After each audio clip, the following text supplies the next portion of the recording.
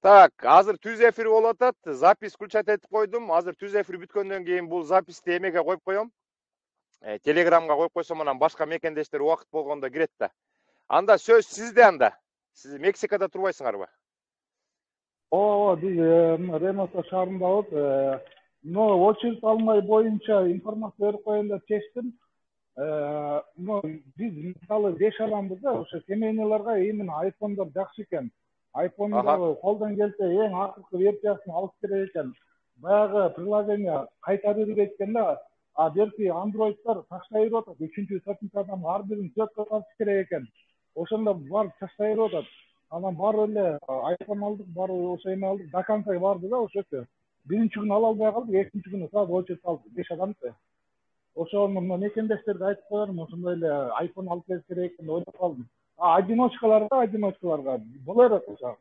Эски телефондор менен деле очередь алып атышат. Негизи мына очередь кармап калыш кыйын болуп атат да, мына телефондор начарлар жакшы кармай албай калып атат. Именно семейныйларчы. Ошо достоверно мына өзүм алган, өзүм башыма өткөн нерсени айтып берейин деп чечтим мына кыз келинечи. Рахмат чоң. Жакшы, жакшы. Азыр деген атыңар ким болот? Мен кыргыз биякта. Кыргыз деп айтып коелу. Мына мекендешим айтып берип атат, Мексикага келип жанагы жаңы CBP One деген программаны колдонуш үчүн үй бүлө менен келгендер iPhone телефонунун акыркы версиясын колдонсо жеңил болот экен дейт. Анткени ар бир кишини сүрөткө тартыш керек экен да. Эгер жаңгыз киши болсо анда Android телефон жарайт экен. Силер эмне эме кылдыңарбы? Уже программаны көчүрүп, анан заявка таштап койдуңарбы? Ооба, биз мурунку күнү очередь алдык, ошо эме менен Кудайдын буйругу менен бул дагы. Анан кийин баягы мелочь нюанстар бар экен.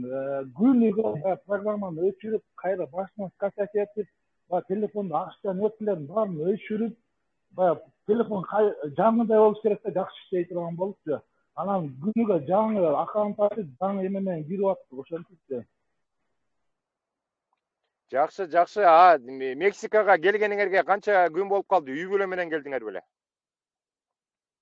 Биз 22-синде келдик го дейм. Мексика-Ситиге келип, аерде 5 күн жатып, анан бияка Ремосага келгенбиз. Силер деген очередке турдуңарбы же тура элексиңерби? Биз мурунку күнү очередь алдык. Бияка келип, ушул жерден очередь алдык. Буга чейин да Android менен эме кылып, очередке туралы деп эме кылып аттык. Бирок таштай берип атты да. 3-үнчү адамга келгенден кийин кайра башынан толтуруп, дагы баягы светке келгенде дагы таштай берип, ушундай болуп. Баягы программа жакшы иштебей калып атты. Түшүнүктүү, түшүнүктүү. Очередь деген канча убакыттан кийин болот экен? Өткөндө бир мекендешим менен сүйлөшсөм, очередь 2 жумадан кийин келмей болду. 31-inde кирем деп аткан, как раз бүгүн эртең менен саат 6-да кирмек да. Биздики 11-февралга болду. Бүгүн 13-февралга ойнотулду. Эртең 14-февралга ушул жыл кете берет экен. Күнүгөчү. Жок, эми негизи 2 жума турбай, бир 2 жума күтүш керек болуп калат турбайбы ошол жакта турупчу. А то деген баягы жарым жылдан кийин кел, анан 3 айдан кийин кел деген жок экен да. Очередке турсаң бир 2 жумадан кийин барат экенсиң да тиги эмегечи. Жана границадагы жети пункттун бирөөсүнө. Очередь алгандан кийин ошо числосу, тааты келет ошо почтаңарга. Анан ошол таатка кайсы границага алдыңар? Ошол убакка барып кирип кете бересиңер. Кечээ да бияктан 3 мекендешим кирип кетти, ошо өзүнүн очередине. Азыр АКШда жүрөт азыр. Эмеси айырмачылыгы кандай болуп атат? Мурда эме болчу да, эптеп бир тешик издеп, бир деген забордон секирип, бир деген машинаны алып, тарайын тетип өтүп, азыр кичине культура болуп калган турбайбы, чынбы культурна? Очередь алып дегендей. Эч кимге акча бербейсиң, баягы рисковать жок, эмне деле телефондон жасап алып койсоң өзүдөн. Ошо да биз дегенде өткөндө айтчубуз да, толтура акча алып келип, ар кайсы полицейскийлер кармап, акчалардын баарын алып, акчалары жок, артты көздөй кетип, машина сатып алыш керек, дегендей проблемалар көп болчу да. Азыр кичине культура кылып койгон турбайбы? Спокойно келип, гостиница снимать этип эле, анан жакшы iPhone телефонун алып, сүрөткө тартып, заявка берип, 2 жума күтүп, Анан деген очередтин келгенден кийин эле спокойно барып, иммигрейшндин офицери менен сүйлөшөт экенсиң, болду экен да. Ооба, эчтекеңерге тийбейт экен, полный багажыңа полный кетет экен, документиңерди кайтарып берет экен, ай токтомдоп берет экен. Ошо менен калган ошо бир күн гостиницада жатасыңар, дальше билетиңерди алып кете берет бара турган жериңерге. Жакшы, анда мурдагыдай кармабай калган турбайбы анда? 6 айлап, 3 айлап, 2 жумалап бир эле күндө кое берет турбайбы көрсө, Ооба, мына кече кирген мекендештер айтып берди, где-то документтин аркы бетин толтурганга где-то 4 саат убакыт кетти деди, 4 сааттын ичинде уже кирип кеттик деди. Жакшы, кыйналыш жок. Үй бүлө менен келгендер кыйналбай калыптыр. Балдар да кыйналбайт. Жакшы, азыр көбүнчөсү Россиядан келип атпайбы? Россияда өзүңөр билип атасыңар, кайра экинчи жолу мобилизация деп, тияк мияк деп баштын баарын ортоп атпайбы? Ошон үчүн мекендештер көп да, жана российский гражданство алгандар. Ошолорго Мексикага келиш жеңил болуп атпайбы? Жакшы кабар экен. Чоң рахмат. Кайсы форманы берип жатат? Ошону сурап коеюнчу кыргызда келем. Чыкканда.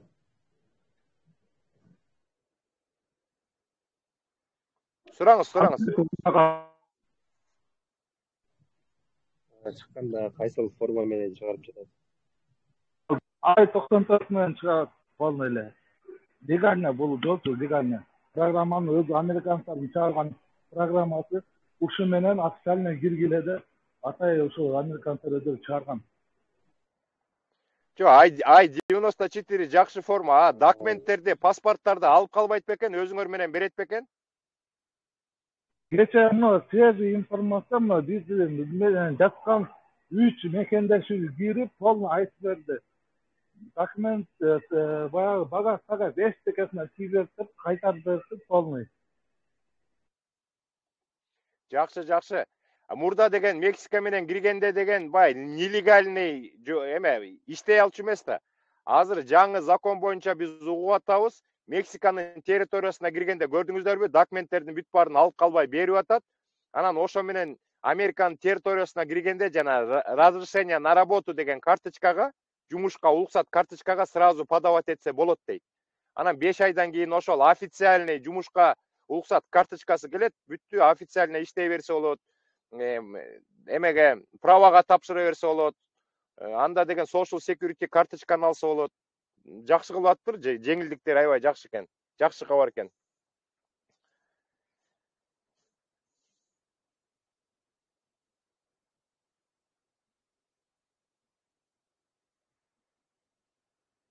Кимде суроо болсо берип алгыла да. Мына мекендешибиз, кыргыз мекендешибиз баягы суроолоруңарга жооп берип койсун.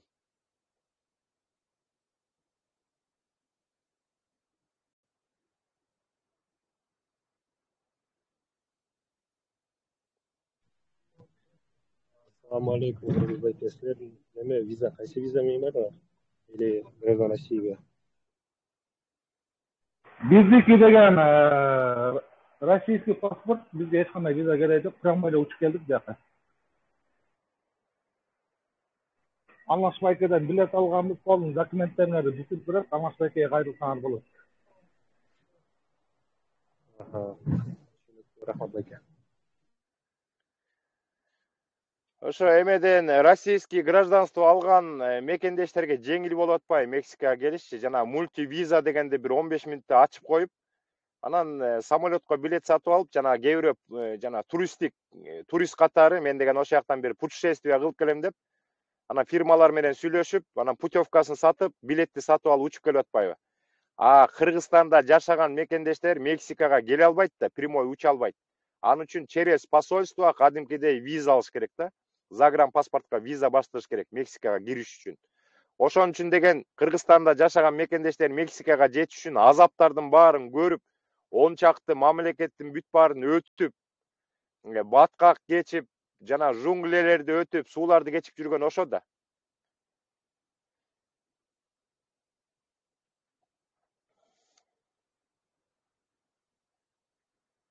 Мына билет боюнча айтып коеюнчу. РФ паспорттары, мисалы, бир эле билет алыш керек. Мексикага чейинчи Стамбул транзит болот. Стамбулдан вообще баягындай ашыкча срок болбойт да. Кайра регистрацияга барбайсыңар. Ошо Бишкектен алсаңар, Бишкектен сразу 2 талон берет, посадочный. Болду, багажыңарды тапшырып коесуңар. Бирактан чыгып эле отуруп турасыңар, yani экинчи самолетке отура бересиңер. Билеттин баасы канча болуп атат болду экен? Силер каяктан учуп келдиңер? Россиядан учуп келдиңер да? Биз Алматыдан алганбыз, байке. Ошо Мексикага жетиш үчүн ошо бир кишиге канча кетет экен расходчу, самолетко билет дегендей? Bir kişiye plus minus 120 bin som. 120 миң сомдан да где-то $1000 ашык экен да, $1200, $1300 кетет экен да. Ошо колдон келишинче bir bilet алыш керек, бая отдельно албаш керек. Бияктан Турциядан да самолетке отурбай коюшу мүмкүн. Силер Америкага кетип атасыңар депчи. Лишний вопростор болот баягы жерденчи. Ошончо бир эле билет алсаңар, Бишкектен сразу отурасыңар болду, башыңар оорубайт. Биякка келип түшөсүңөр уже. Мексикага келгенде мексиканский полицейскийлер жүдөткөн жокпу? Эми ар кимдин жолу ар кандай болуп атат. Биздикинен ашты эчтеке деле сураган жок. Эми өзү сурады, обратный билет сурады, паспорт и бая электронный визаны сурады. Дагы отельди да сураган жок, отелиңер барбы жок депчи. Эми алар деле билип атат да, жанагы Америка Кошмо Штаты жаңы закон чыгарганын билип атат да. Мурда андай закон жок болчу да, запрет болгондой болчу да. Азыр болсо өзүлөрү ошентип атпайбы? Келсеңер дагы законду бузбай келгиле, Мексикага келип, жанагындай жолдорун айтып берип атпайбы өзүлөрүчү? Аны дагы түшүнүп атат да, Мексиканын полицейскийлери түшүнүп атат да. Бардык нерсеге даяр болуш керек да, жолго чыккандан кийинчи баягы отельди сатып алыш керек, жанарга акча салып алыш керек, наличка. Мына акчаң барбы дегенде мына да көрсөтүп бар жогун эч кандай эме таба албай турган кылыш керек да. Бияктанчы ошого полный даяр болуп келиш керек биякайчы. Bundan сурап атып, менден деле сурабайт деген болбош керек. Ооба, ар кимдин жолу ар кандай да.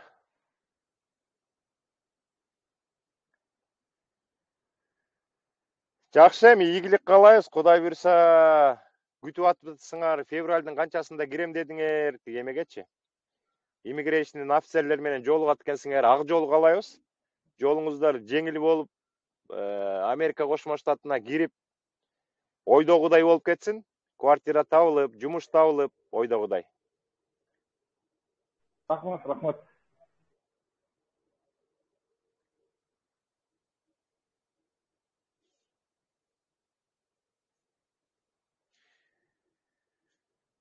Кайсы штатка келейин деген ойлор бар? Же тааныштар барбы Америкага киргенде? Запись өчүрөр окшойт, вопростор жок болсо,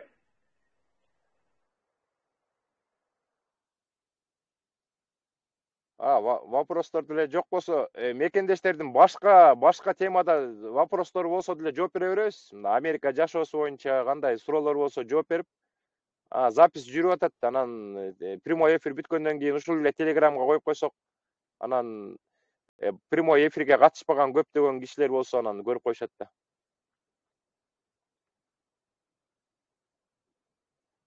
биздики ошо Чикагого эле барабыз деп ойлонуп атабыз. Азыр ошоктон мекендештер көп экен, ошоктон адап болуп дегендей. Жок, мен деген айтканым ошо тааныштар барбы, силерди тосуп алып, кичине жеңилирээк болот да. Же таанышы жок эле келе атасыңарбы? Бияктан тааныштарыбыз бар. Жакшы, ошо тааныштар болгон жакшы да.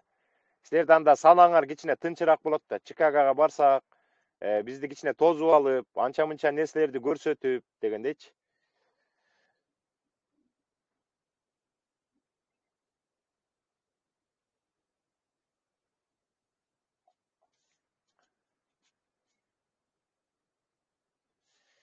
Жакшы кабарлар бар экен.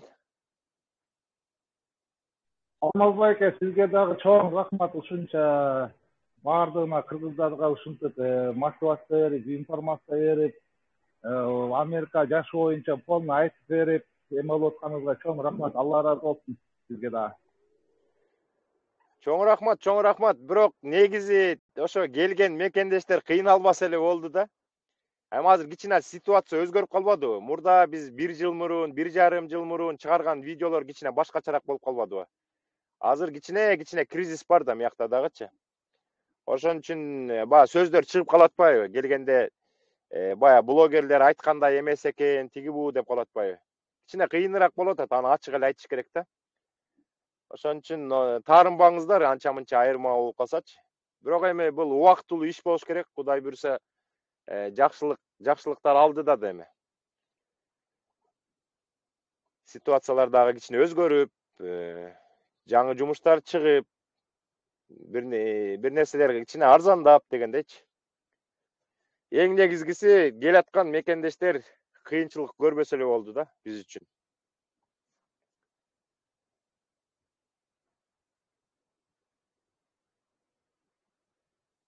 Эми оңой нерсе жок болмолду айттым. Ана кыйынчылык болот, адаптация болуш үчүн деле бир кыйынчылыктар болот да, баягы морально дегендей кыйынчылыкка кичине эме болуп коюш керек, андай жердечи. Чыдаш керек дегендей. Жакшы, ошо чыдаш керек. Башында кыйынчылыктар болот. Кыйынчылыктарды жеңгенден кийин бир нукка түшөт. Жакында эле бир карындашым менен сүйлөштүм, Турциядан чалды мага. Алмаз байке, ошо видеолорду көрүп жүрөм, маалыматтарды алдым, тааныштарым бар дейт. Ошо тааныш кыздар бар го дейм Америкада. Мурда алар да бул жакта иштеп кетишкен дейт. Айырмасы асман менен жерде экен дейт. Турцияда дагы жеңил эмес дейт. Турцияга дагы барыш жеңил эмес. Аяктан жумуш табыш да жеңил эмес дейт. Жумушуң оор дейт. Эрте күнү түнү иштейбиз дейт. Бир айда алган акчабыз $300 дейт. Анан Америкадагы тааныш кыздарым менен сүйлөшсөм дейт, алар күлүп, бул жакка эле эптеп жолун таап кел, биз деген $300 2 күндө эле таап коебуз деп айтты. Азыр оюмдун бүт баары ошо Америка болуп, топтогон акчамды жумшап, Америкага келейин деп атам. Мен билем дейт. Алдыда абдан көп кыйынчылыктар болот, бирок мен кыйынчылыктарды жеңем дейт. Анткени мен өзүм мигрант болуп жүрөм дейт. Мигранттар түшүнөт да. Мигрант болуп жүргөн киши турмушту түшүнөт. Мигрант болбой анан баягы биринчи жолу келгендер кыйналышы мүмкүн. Баягы ата энесинин жанында, туугандардын жанында жүрүп, достордун күн сайын той-пой болуп, шернелеш болуп, жумушта иштегиси келбесе, больничный аштырып алып, жайлоодо эс алып жүргөн кишилерге аябай оор болуп калышы мүмкүн да.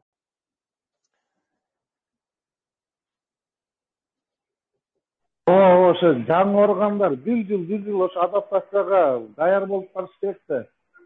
Жок дегенде. Абдан туура, анан акча ала келиш керек да, запаска акча ала келиш керек. Ошол абдан чоң роль ойнойт. Запас менен ойлонуп, пландаштырып, сураштырып, анан кыйналбагандай келиш керек да. Жумуш деген бир күндө табылат, бир кишиники, кээ бирөөнүкү 2 жумада табылып калат, кээ бирөөлөр 1 айда табылып калат.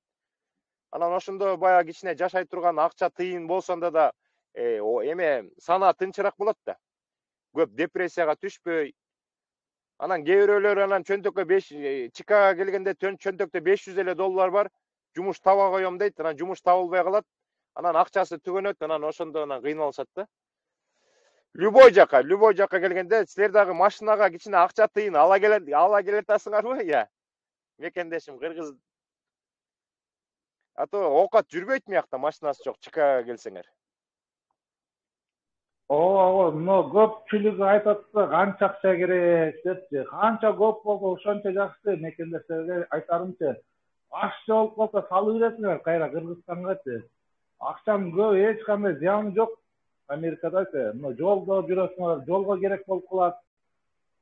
Ошону айтарым, канча керек деп көп ушул вопрос берилет да. Канча көп болсо ошончо жакшы.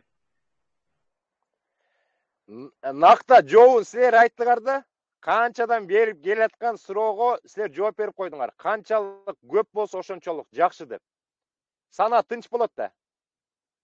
Ашып калса салып коюш 5 эле мүнөт. MoneyGram деген услуга бар, Кыргызстанга салып коюш 5 эле мүнөт, 15 мүнөттөн кийин тозуп алат. Акча жетпей калган азаптын баары ошондон башталып атпайбы? Мекендештер запасы жок келип, анан акчасы түгөнүп, анан азаптардын баары башталат да. Анан кимден сурайт мыякта таанышы жок болсо? Ошон үчүн запас менен келиш керек. Например деген аякка барыш үчүн 10 000 доллар керек десе, дагы бир 5-6 миңди көздү жумуп туруп салып коюш керек.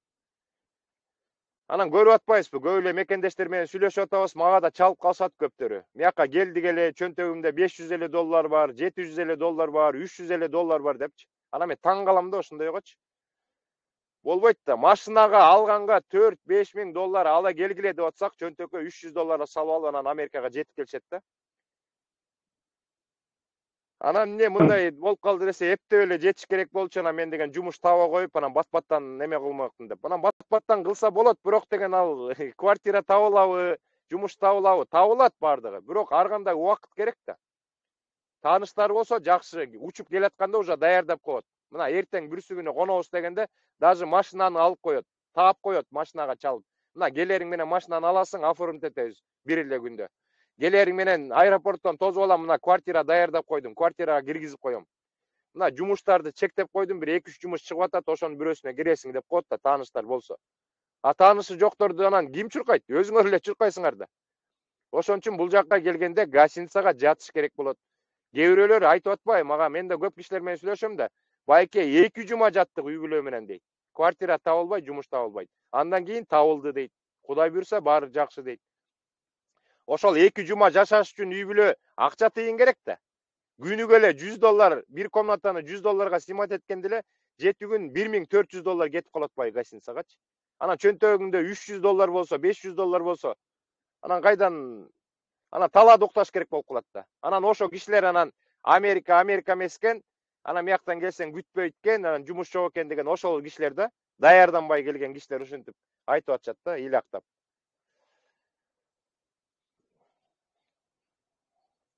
Жолго чыккандар, менин советим биз Optima Bank Gold деген доллар счет ачып, ошону алып келдик. Любой жерден иштейт экен, Мексиканын ичинде, Америкага пока өтө эле алдын айта албайм. Даже гостиница, самолетту, билетти да ошо менен алып аттык. Любой даже кафе, ресторанга кирип ошо менен оплачивать этсеңер болот экен, вообще без проблем. Любой банкоматтан снимать этип алсаңар болот экен, керектүү акчаңарды. Эң жакшы иштеп берди ушунчу. Эмне деген карточка дейсиңер, кайсы банк? Кыргызстандан Optima Bank деген бар экен. Желтый карта, Gold деген, желтый карта, долларовый алып керек экен. Биз именно ошо долларовый алдык да. Ошо мага жакында дагы бир мекендешим ошо карточка жөнөттү да, сүрөтүн тартып жибериптир. Сары карточка болчу, ал дагы сары карточка болчу. Дүйнөнүн любой шаарында, любой мамлекетинде иштеткен, Кыргызстандан алдым деп, ал дагы бир сары карточка көрсөтүп атканда, мен бирок сурабай калыптырмын да, кайсы банк экен деп. Банк деп. Optima банк экен да, Optima. Visa картада иштейт. Көбүрөөк акча болсо ошого салып, жанарга мисалы азыраак акча наличка алып алсаңар, жолдон коркпой кете бересиңер. Любой жерден акча снимать этип аласыңар, болду. И оплата, кафе, ресторан, отель, даже билет алсаңар болот ошо мененчи. Любой жерге иштейт экен.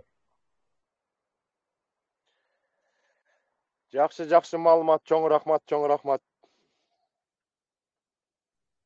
Алмаз байке, салам алейкум, кандайсыз?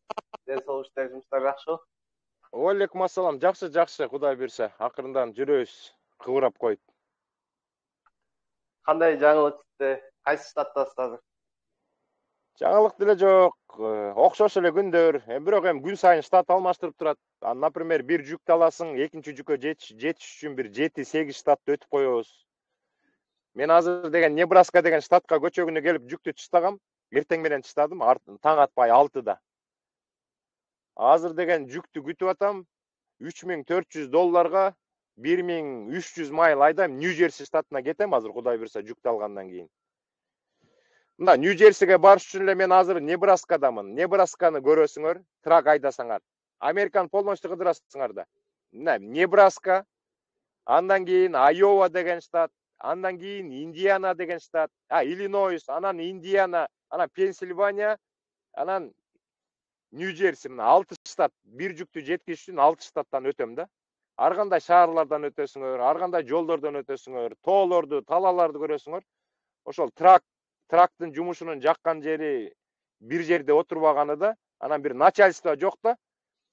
Kээ бир жумуштарга киргенде эртең менен 8'de киресиң, кечинде saat 5'te чыгасың, ана сени бирөө карап турат, бакырып өкүрүп турат. Ай иштебейсиңби, ай иштебейсиңби? Эмне отуруп алдың?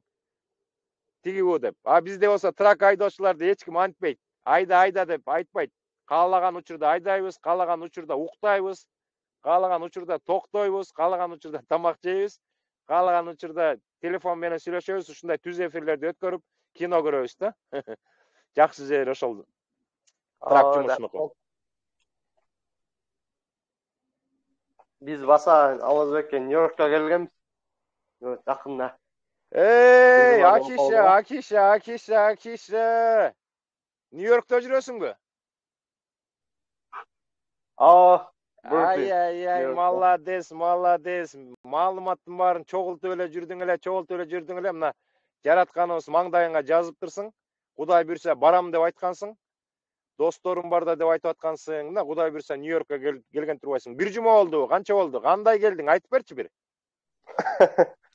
Бир жумадай болуп калды. Негизи. Азыр биз Williamsburg, Brooklyn, Нью-Йоркто турабыз. Баягы айтып аткан окуу боюнча келгем. Программа обмена деп. Жарым жылга. Жакшы, молодец. Жаңы ошо Нью-Йоркко келип, жаңы ошо тагы менен таанышып, жаңы өздөп атканбыз. А тиги досторуң бар беле, мыякта тааныштарың бар болчу, Бар досторумдай, тааныш эмелер. Каякты көрдүң? Манхэттенге апарыштыбы? Манхэттенди көрдүңбү? Манхэттен жанагы Times Square деген, Central Park, дагы кайсы? Нью-Йорк Public Library. Ощущениени айтчы, Америка Манхэттенди көргөн киши кандай болот экен? Небоскребторду, ошондойлорду көргөн. Башкача бекен ощущение? Ощущение башка экен, буяк совсем башкача цивилизация, башкача дүйнө чыгып калгандай экен да кичине. Көп жеринде биздикине окшош эмес экен. Ошо. Жакшы, молодец. Ак жол каалайбыз эми. Чоң рахмат Алмазбек. Сизге дагы ийгилик жумушуңуздарга. Чоң рахмат. Мен деген өткөндө жаңы жылды Бруклинден тозом деп бара албай калгам. Кудай буйрса деп атам эми, баягы Кудай буйрса деп сүйлөш керек. 21 мартта Норуз болсо, ошо Норузга мекендештер чогулат болуш керек Бруклиндечи. Баягы мусулмандардын эми жаңы жылы да, чоң майрам. Ошондо мекендештер чогулса, ошол 21-ине барганга аракет кылам. Эгер ошол жактан кезип калышыбыз мүмкүн, Кудай буйрса.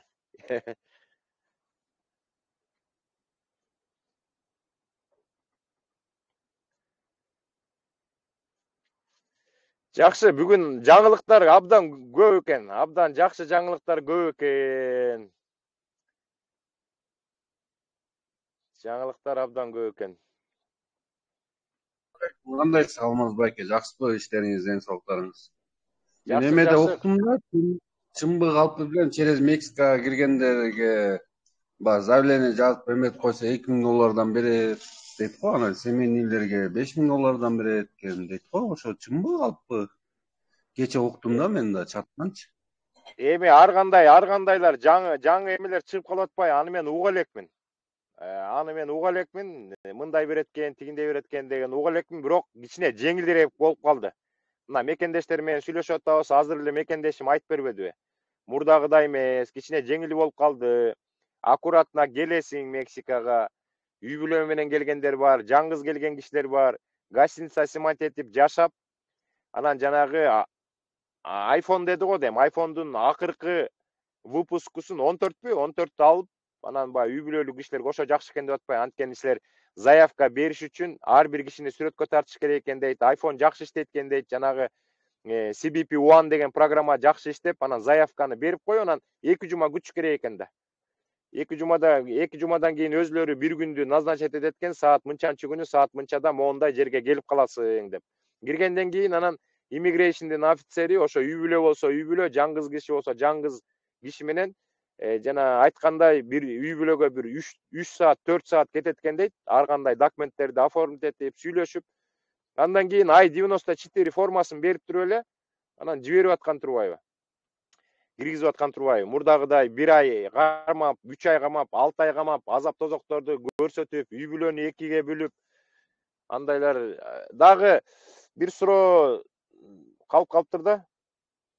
Бир суроо калып калыптыр. Поручитель жөнүндө суроо калып калыптыр. Жана мекендешим айтып берип атпады беле? Кыргыз же чыгып кетип калдыбы? Поручитель сурап атыптырбы? Ооба, Алмазбек, поручитель обязательно баягы анкетага толтуруш керек баягы телефонду толтуруп атканда. Кайсы жакка барасың, ошо адрести дагы жазышың керек.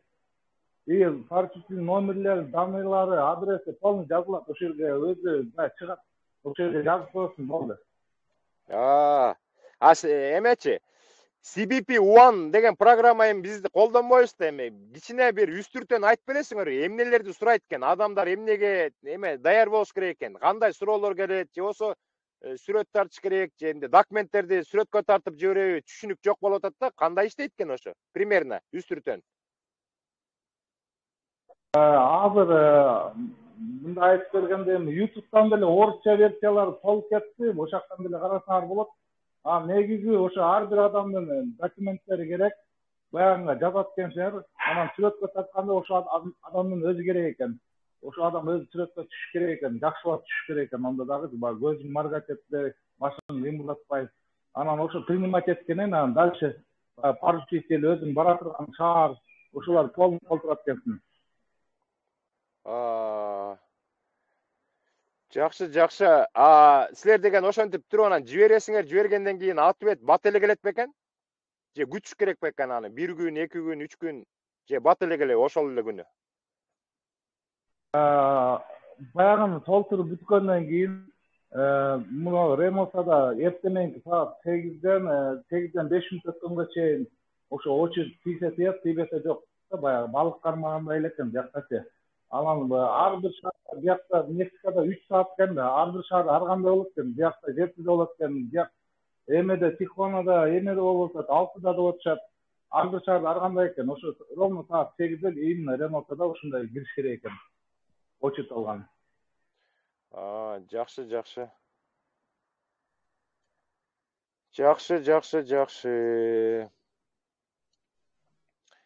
Бүгүн негизи жакшы күн экен. Күн тийип турат.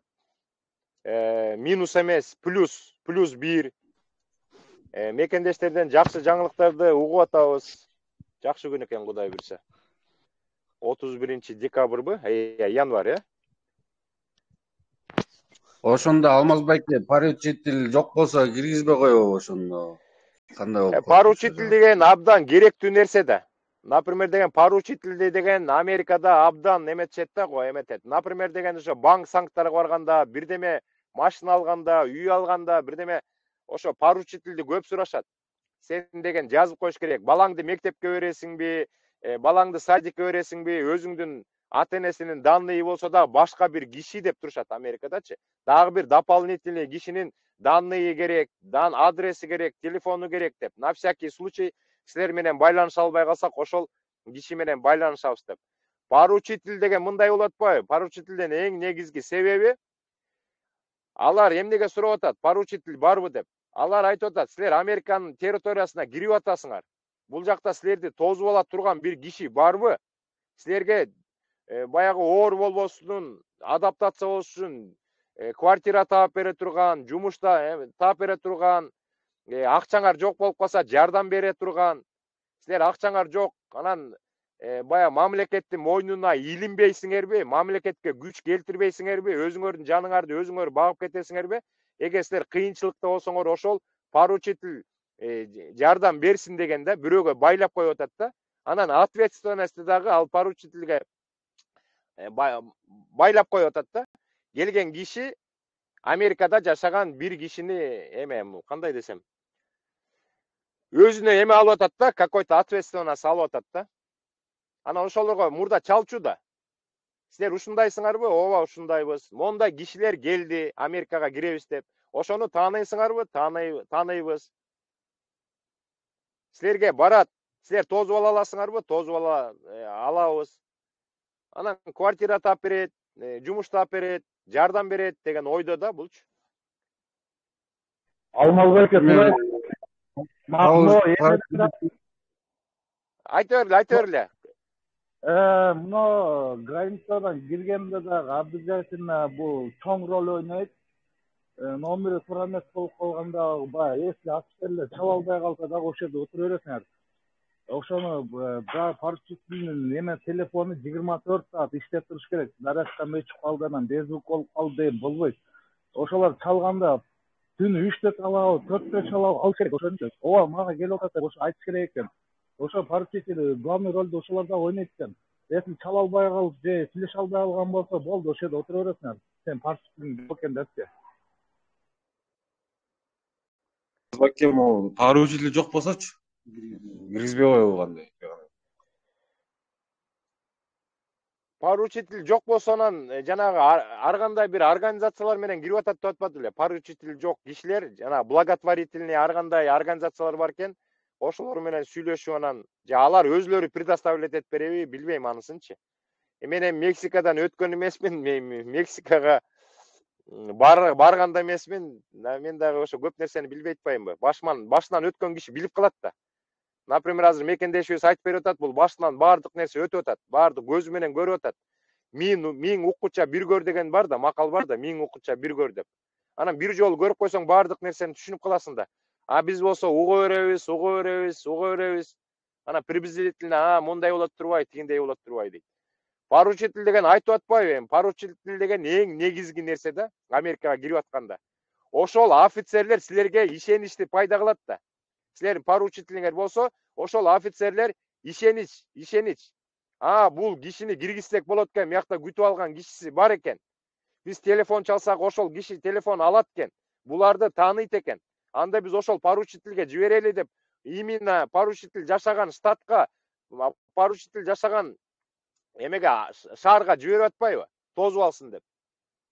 Анан ошол чалгандан кийин иммигрейшндин офицери поручительге чалгандан кийин алар 24 саат туура айтып атат. 24 саат, түнкү саат 2 болобу, 3 болобу, алар телефонду көтөрүш керек даган айтыш керек. Ооба. Ал мен кишилерди тааныйм. Бул жакка келсе жардам бере алам, тозуп алам. Анан деген доверие пайда болот да офицерлерде. Кой бул кишини күтүп ала турган кишиси бар экен, киргизе берели деп анан бар. Ошол поручительди көздөй билет сатып ал дагы учуп, ошол жактан жайгашып, давай жашай бер деп жиберип атышпайбы. Анан поручитель жок десе анан алар кармайт да. Сен каякка барасың дейт да, каякка барасың? Биринчи жолу келатсаң, и то тем более Мексика менен келатсаң, таанышың жок болсо. Анан ошол жактан анан поручитель таппагандар 1 күн жатат, 2 күн жатат, анан айлап, 3 айлап, 5 айлап, 6 айлап жаткан может кишилер болгон да. Может ошолор поручитель жок жатты. Бизге поручительдин номерин бер, анан биз ошого чалабыз, алар макул тозуп алам десем да киргизебиз деп. Кээ бирөөлөр жатпадыбы? Көп эле укпадыкпы? 3 ай жатты, 6 ай жатып кирдим дегендер. Может ошо поручитель менен проблема болду да. Эми лишний сөздү суроо бере бергендин кажети жок да. Поручитель керек дейт. Керек болсо, значит поручитель табыш керек. Анан суроо бергенде эчтеке өзгөрүп кетпейт да. Поручитель эмне кереги жок экен дегенди уккуңар келип атабы же? Поручитель керек. Поручитель болсо анда гарантия бар, что силерди Америкага киргизет.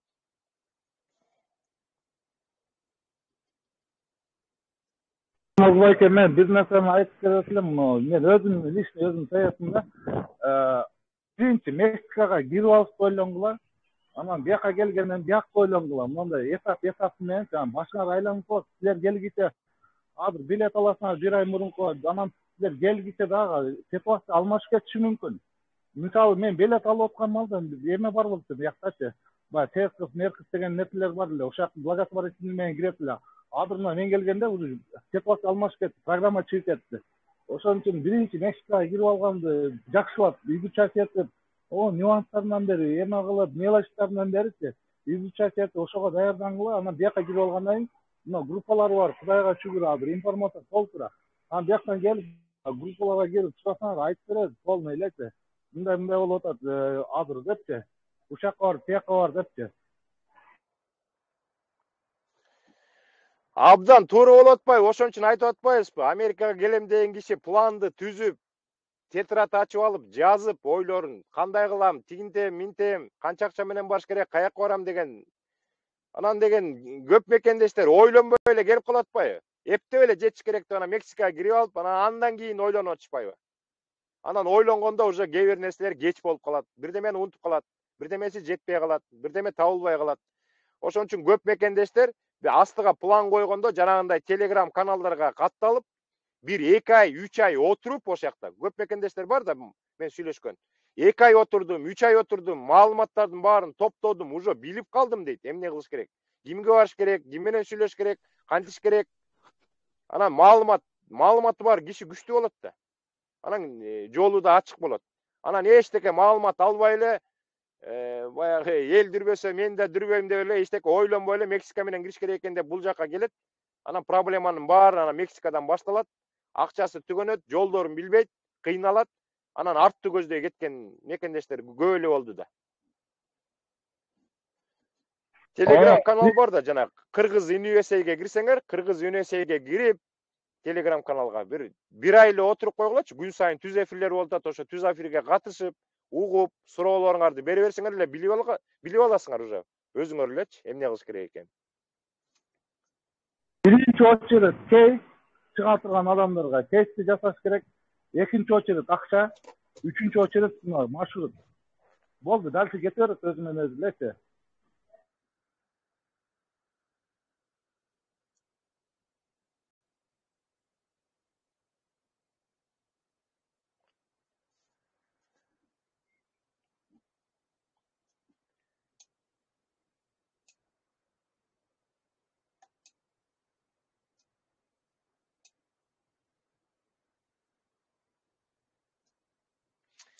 Андан көрөк англис тили окуш керек.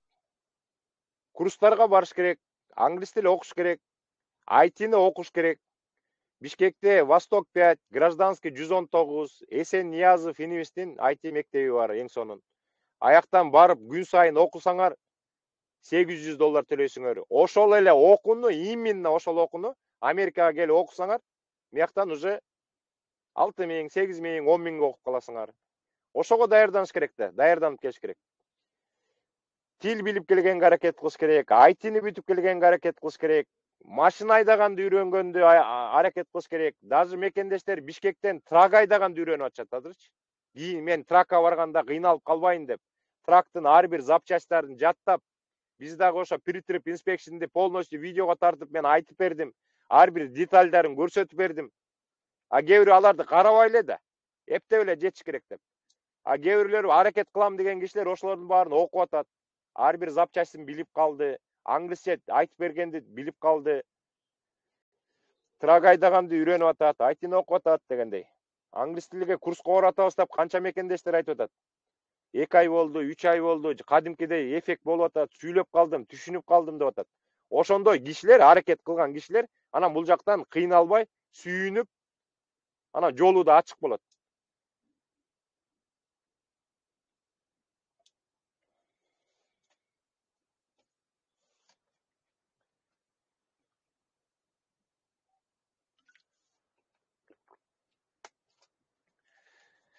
Достор, анда меники деген жүгүм даяр болду окшойт. Тетиги трак жылыш керек болчу. Азыр мен мояктан көрсөтүп коеюн.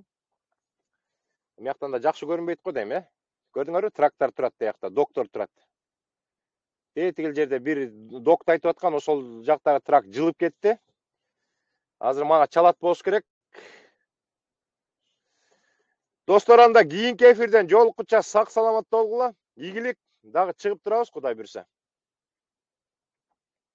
Аракет кыла берели. Аракетке берекет, достор. Аракет кылалы.